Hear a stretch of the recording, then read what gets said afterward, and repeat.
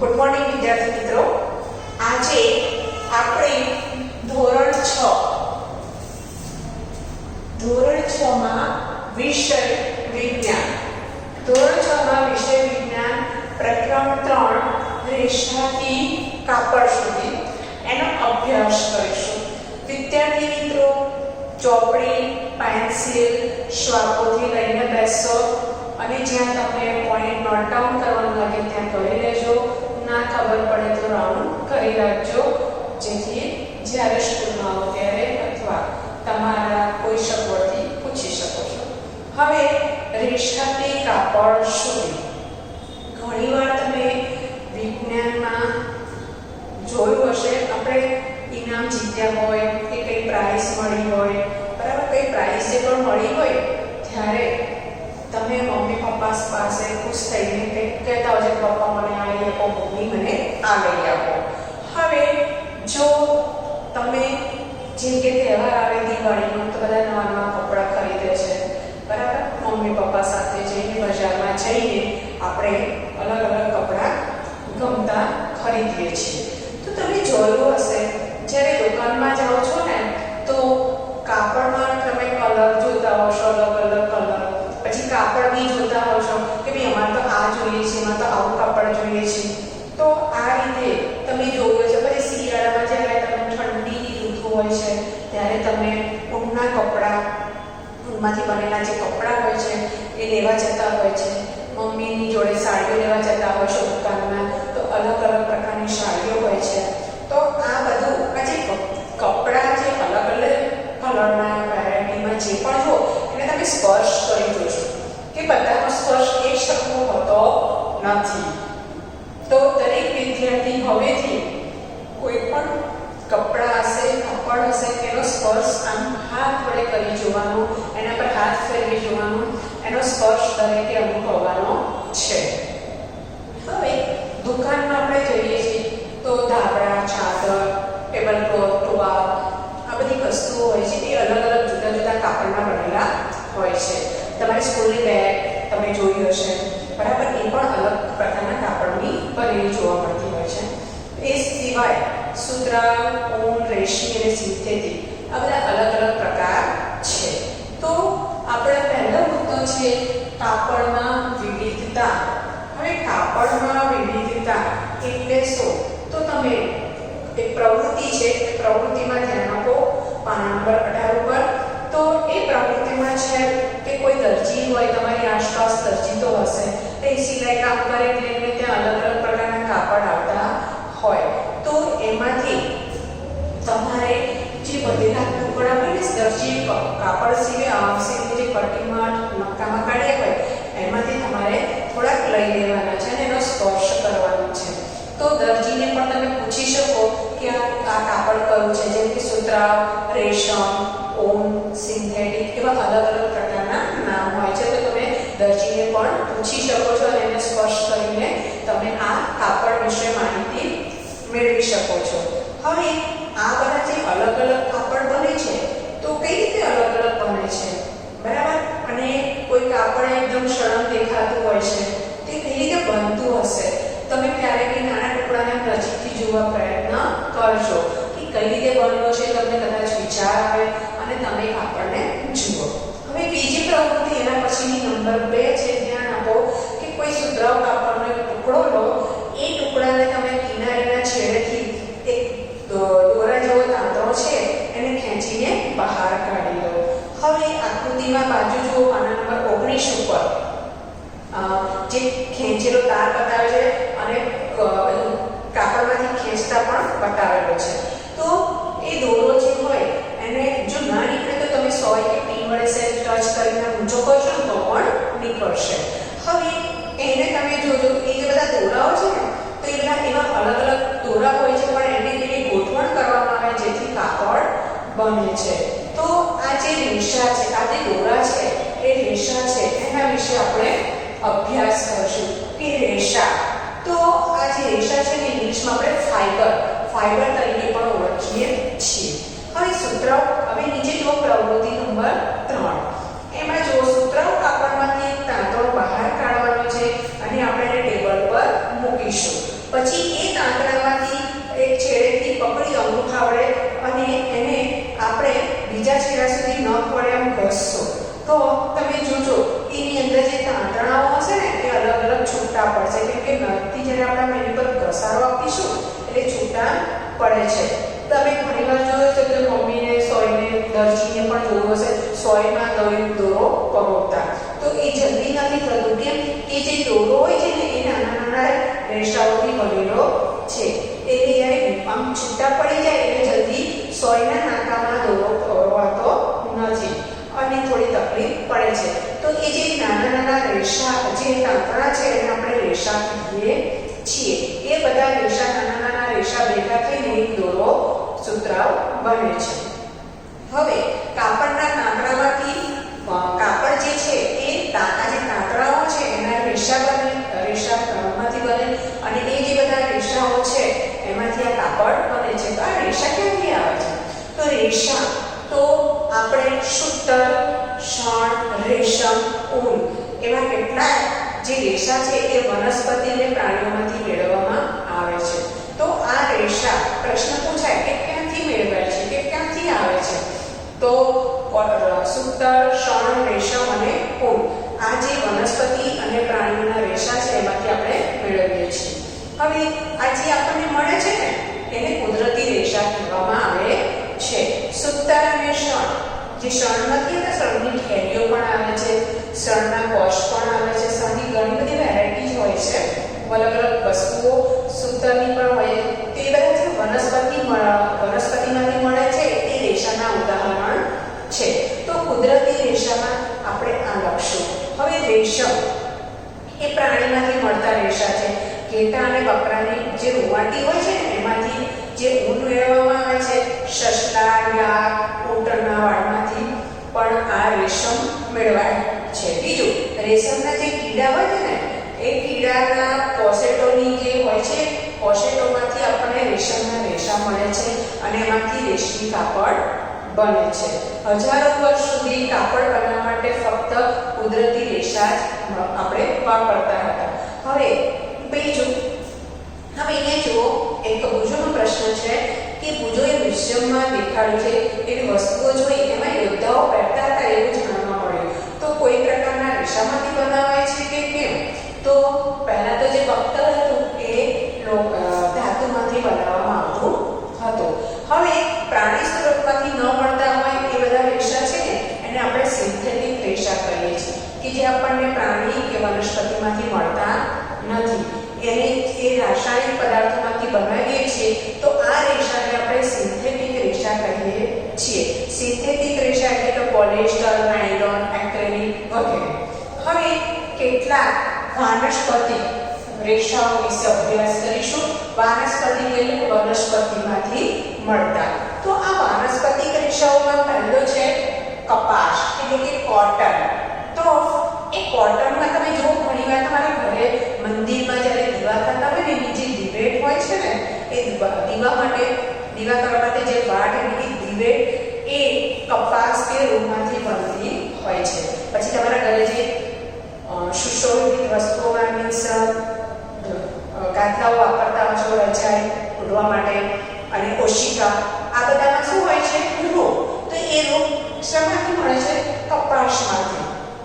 તો હવે તમે થોડું રૂ છે ને એ લઈ અને એના છેડા તરફ ખેંચી જોજો, નાના નાના તાંતણા જોવા મળશે.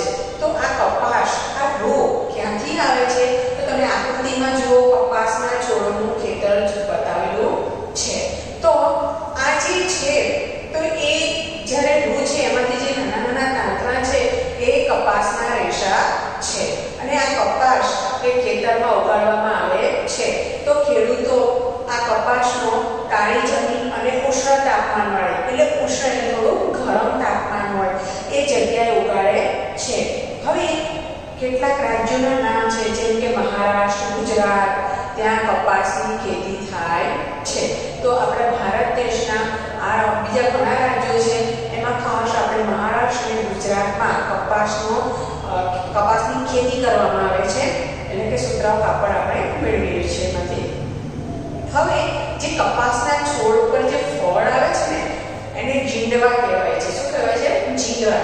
એ લીંબુના કદ જેવા હોય છે અને પરિપક્વ થાય ને ત્યાં તો જીંડવા છે ને ફાટે છે અને એમાં હોય છે કપાસના રેશા.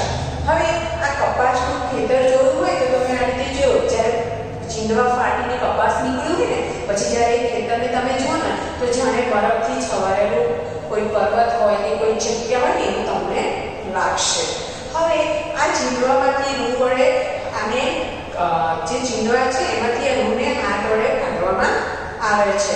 પછી પિંજર દ્વારા રૂને બીજથી અલગ કરવામાં આવે છે. આ રૂને પીંજવું કહે છે. પીંજવું એટલે શું? તો આ રીતે કે પિંજર દ્વારા જે રૂ છે એને બીજથી બહાર કાઢવામાં આવે ને રૂને પીંજવું કહે છે. પહેલા હાથ વડે કરવામાં આવતું હતું. હવે અત્યારે એડવાન્સ ટેકનોલોજીના લીધે અત્યારે એ માટે પીંજવા માટેના યંત્રો બન્યા છે. તમે ઘણીવાર સાયકલ વાળા ઘણા જોતા હશો કે રૂ પીંજીને તમને રજાઈ ત્યાં ને ત્યાં જ ઘરે બની આપતા હોય છે. ઇવન બહાર પણ દુકાનો પણ હોય છે ત્યાં તમે જોતા હશો કે રૂ પીંજવામાં આવે છે. હવે બીજો નંબર છે વાનસ્પતિક રેશાઓમાં શણ. તો શણ એટલે કે જ્યુટ. ઇંગ્લિશમાં આપણે જ્યુટ કહીશું. આ જે શણ છે એ પણ એક પ્રકારનો છોડ છે. એનો જે પ્રકાંડ હોય છે ને એમાંથી રેશા મેળવાય છે. તો આ ચોમાસામાં ઉગે છે અને ભારતમાં પશ્ચિમ બંગાળ, બિહાર અને અસમમાં આ શણની ખેતી થાય છે. તો આમાં શું હોય છે કે છોડનો જે ફૂલ આવવાનો તબક્કો હોય છે કે તે સમય હોય છે ને ત્યારે એની લણણી કરવામાં આવે છે અને લણણી કરીને છોડ હોય છે ને એના પ્રકાંડને પાણીમાં ડુબાડી રાખવામાં આવે છે. પછી એ પ્રકાંડ શું થાય છે? સડી જાય છે. પાણીમાં રહીને શું થાય? સડી જાય છે અને જે હોય ને એને હાથ વડે રેસાઓને છૂટા પાડવામાં આવે છે અને કાપડ બનાવવા માટે આ રેસાઓને તાંતણામાં ફેરવવામાં આવે છે. તો આ જે શણ છે એ શણની ખેતી પશ્ચિમ બંગાળ, બિહાર અને અસમ રાજ્યોમાં વધારે થાય છે. બીજું કે પશ્ચિમ બંગાળમાં હુગલી નદી ખાસ જાણીતી છે. મુક્ત ત્રિકોણ પ્રદેશ બને છે અને ત્યાં આગળની સુંદર વન પણ છે. હવે કપાસના તાંતણાનું કાતર. હવે આ કપાસના જે તાંતણા છે એમાં કાતરણ કઈ થાય છે એટલે કે સ્પિનિંગ કોટન યાર્ડ. હવે આકૃતિમાં જુઓ તો ચરખો બી બતાવ્યો છે કે રેશો પકડી અને ગોળો ફેરવી અને પછી એને કરવામાં આવે છે. હવે ધ્યાન આપો. પ્રવૃત્તિ નંબર 4 પાના નંબર 21. એક હાથમાં થોડું રૂ લેવાનું, બીજા હાથની ચપટી વડે રૂને પકડી અને વળ ચડાવવાનું. એટલે બહારની તરફ ખેંચવાની શરૂઆત કરશો એટલે શું બનશે? તાંતણા બનશે. હવે રેશામાંથી તાંતણા બનાવવાની પ્રક્રિયાને કાંતરું કહે છે. આ જે બધા રેશાઓ હોય છે ને એમાંથી શું બનાવે છે? તાંતણા. જે તાંતણા બને છે એ પ્રક્રિયાને આપણે કાંતરું કહે છે. હવે આ પ્રક્રિયા રૂના જથ્થામાંથી રેશાઓને બહાર ખેંચી અને વળ ચડાવીએ છીએ અને આ રેશા જોડાઈને તાંતણા બને છે. હવે કાંતવા માટે વપરાતું સાધન જે સાધન હોય છે એને હાથ ધરી કે તપેલી પણ કહે છે. એટલે કે હાથથી કાંતવા માટે વપરાતું અન્ય એક સાધન છે જે ચરખો છે. હવે આઝાદી વખતે મહાત્મા ગાંધી હતા એમણે જે ગાંધી બાપુ આપણા એમણે આ જે ચરખાનો ઉપયોગ કર્યો હતો અને એને લોકપ્રિય બનાવ્યો હતો. એટલે જે બ્રિટનમાંથી માલ બનીને આવતો હતો એના બદલે હાથથી જે મળેલા તાંતણા હોય એનાથી જે કાપડ બને છે એ કાપડનો ઉપયોગ કરવા માટે કહેવામાં આવતું હતું અને મોટા પાયા જે તાંતણાઓ છે એ કાંતવા માટે કાતર યંત્રો બનાવવામાં આવે છે જે ફેક્ટરીમાં, મિલમાં કામ ચાલતું હોય છે. હવે કાંત્યા પછી તાંતણામાંથી કાપડ બનાવવામાં આવે છે. તો હવે આગળ જોઈશું તાંતણામાંથી કાપડ. આ કાપડ બનાવવાની ઘણી રીતો છે. એમાં એક છે વણાટ અને બીજી છે ગૂંથણ. હવે વણાટ એટલે વીવિંગ. એને ઇંગ્લિશમાં વીવિંગ કહીશું. તો તાંતણાના બે જૂથની એક સાથે ગોઠવણીથી કાપડ બને છે. જે તાંતણા હોય એના બે જૂથ હોય એને એક સાથે ગોઠવવામાં આવે છે, કાપડ બનાવે છે. જે પદ્ધતિ દ્વારા તાંતણાના બે જૂથ એક સાથે ગોઠવાઈને કાપડ બને એને વણાટ કહે છે. તો એના માટે જોવું જોઈએ તો પ્રવૃત્તિ નંબર 5. હવે જુદા જુદા રંગની કાગળની 2 શીટ લેવાની. બંનેમાંથી 30 સેન્ટીમીટર લંબાઈ અને એટલી પહોળાઈ રાખતો ચોરસ કાપવાનો. હવે બંને શીટને બરાબર અડધી કરી અને ઘડી અડધી કરી દેવાની, ઘડી વાળી દેવાની અને એક શીટ ઉપર અને આકૃતિ જો 3.12 એ અને બી એ પ્રમાણે બીજી શીટ પર રેખાઓ દોરી અને બંને શીટને તૂટક રેખાઓની કાપી દેવાનું આકૃતિમાં બતાવ્યું છે જુઓ. પછી ઘડી ખોલવાની. તો તમે જોશો એક પછી જગ્યાએથી એક પછી એક પટ્ટી બીજી શીટમાં વણી લો અને બધી પટ્ટીઓના વળાંક પછી આપણે આકૃતિ 3.12 અને ડી છે એમાં જુઓ.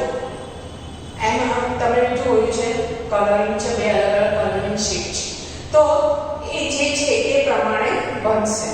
હવે એ રીતે તાંતણાના બે જૂથ વડે કાપડ પણ બનાવવામાં આવે છે. જેમ આપણે કાપડમાં જોયું ને બરાબર, બે શીટને વાળી અને કટ કરવાનું અને બંને શીટની પટ્ટીઓને એકબીજામાં ભેળવી દેવાનું. તો આ પ્રમાણે ડી જો પાના નંબર 22 ઉપર ડી છે બરાબર, એ પ્રમાણે કાપડ તૈયાર થાય છે બે અલગ અલગ કલરનું. હવે એ પ્રમાણે તાંતણાના બે જૂથ વડે કાપડ બનાવવામાં આવે છે. એ કાગળની પટ્ટીઓ કરતાં પણ તાંતણા ખૂબ જ પાતળા હોય છે. તો આ કાપડનું જે વણાટ સાળ ઉપર કરવામાં આવે છે. સાળ હાથથી ચાલે અથવા વીજળી પરથી ચાલતી હોય છે. હવે ગૂંથણ વિશે જોઈએ તો સ્વેટર ગૂંથવામાં આવતું હોય છે. ઘણીવાર તમે જોયું હશે કોઈ બેનને તમે સ્વેટર મોજા ગૂંથતા ઊન વડે જોયા હશે. તો ગૂંથવામાં એક જ તાંતણાનો ઉપયોગ કાપડ બનાવવા માટે થાય છે.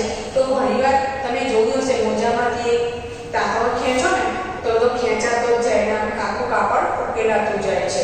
હવે મોજા બીજા કાપડ ગૂંથાયેલા કાપડમાંથી બનાવાય છે. હાથ તથા મશીન વડે પણ ગૂંથાય છે. આકૃતિમાં જો હાથ વડે ગૂંથાય છે, ગૂંથણની પ્રક્રિયા બતાવી છે ઊનની. હવે અત્યારે યંત્રો આવી ગયા છે કે સ્વેટર, મોજા, મફલર એ પણ યંત્ર ઉપર બને છે. હવે વણાટ અને ગૂંથણ એ વિવિધ પ્રકારના કાપડની બનાવટમાં વપરાય છે.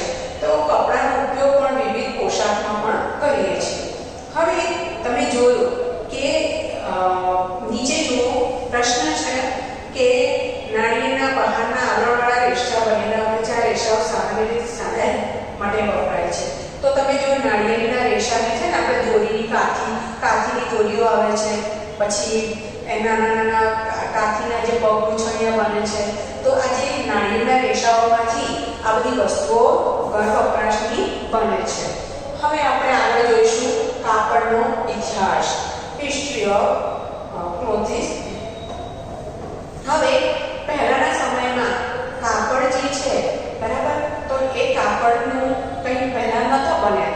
પહેલાના જમાનામાં વૃક્ષોની જે છાલ છે, એના મોટા મોટા પાંદડા છે, પ્રાણીઓના જે ચામડા હોય છે, એની રૂમાટી હોય છે, એ બધાનો ઉપયોગ શરીરને ઢાંકવા માટે પહેલાના જમાનામાં બધા કરતા હતા. હવે કૃષિ સમુદાય એટલે કે જ્યારે ખેતીનો જેમ વિકાસ થતો ગયો એમ કુંબળી, કુંપળ અને ઘાસનો સાદડી ટોપલા બનાવવાનું ગૂંથણ કરતા શીખ્યા. વેલાઓ અને પ્રાણીઓની રૂમાટી કે વાળ એકબીજા સાથે વીંટાળીને લાંબા તાંતણા બનાવી અને એનો કાપડ બનાવવામાં આવતો હતો. તો જેમ જેમ વિકાસ થતો ગયો એમ રેશાઓ, કુદરતી રેશાઓનો ઉપયોગ કર્યો. કુદરતી રેશાઓમાંથી કૃત્રિમ રેશાઓ એટલે કે સંશ્લેષિત રેશાઓ બનાવ્યો અને અત્યારે તમે જોતા હશો કે ઘણો બધો વિકાસ થઈ ગયો છે. હવે પહેલાના સમયમાં ભારતીયો ગંગા નદી છે એ નદીના કિનારે કપાસમાંથી બનેલું કપડું પહેરતા હતા. શર્ટ પણ એવો જ છે, કુદરતી રેશા આપે છે. પ્રાચીન ઇજિપ્તમાં માઈ નદી કિનારે કપાસ અને શણની ખેતી થતી હતી અને એમાંથી કાપડ બનાવવામાં આવતું હતું.